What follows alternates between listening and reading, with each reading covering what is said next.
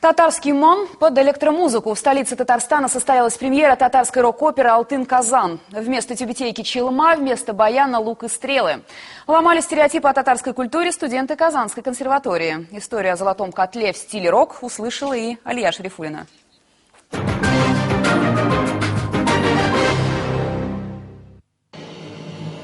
Минимализм в декорациях, колоритность в костюмах, классика с электронотами в музыке. На сцене Тинчуринского легенда об основании столицы на языке рока. Не судьбы, а оперы.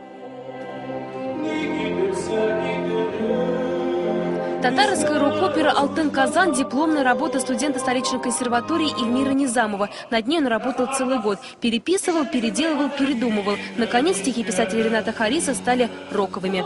Когда вот в культуру проникает что-то новое, грубо говоря, кровь обновляется.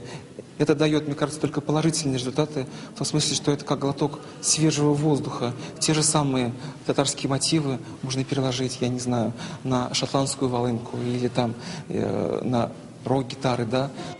Рок-опера появилась еще в конце 60-х в США и Великобритании. И не потому, что публике захотелось зрелищ под музыку потяжелее. Идейная направленность рок-оперы связана со стихийным бунтом молодежи против ценностей буржуазного общества. Мятежи утихли, жанр остался. Либретто, контральто, речитативы и арии. В оперной головоломке разобраться может не каждый. Под удар электромузыки задачи и вовсе кажется неразрешимой. Ударные и электрогитары заглушали не только оркестр, но и поющих артистов. Конечно же, я после первого действия на подъеме полном, с меня течет пот, выложился на 100%, еще раз на втором действии мы с ребятами дадим маху. Публика привыкла к стандарту. Если татарские артисты, то в тюбетейке и с баяном. Актерам этого спектакля выдали чалму, лук и стрелы и велели танцевать с элементами ушу, чтобы сломать стереотипы. А рок-оперу превратили в музыкальный коллаж. Была идея сама показать красоту нашей Казани именно не в традиционных татарских мотивах, да, а именно сублимируя и джаз, и этнические какие-то моменты, чтобы музыка была запоминающейся всем.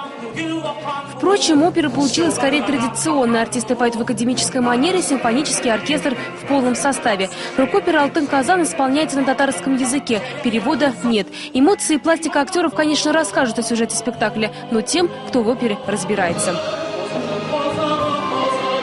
Алия Шарифуллина, Айрат Каюмов, телеканал «Татарстан. Новый век».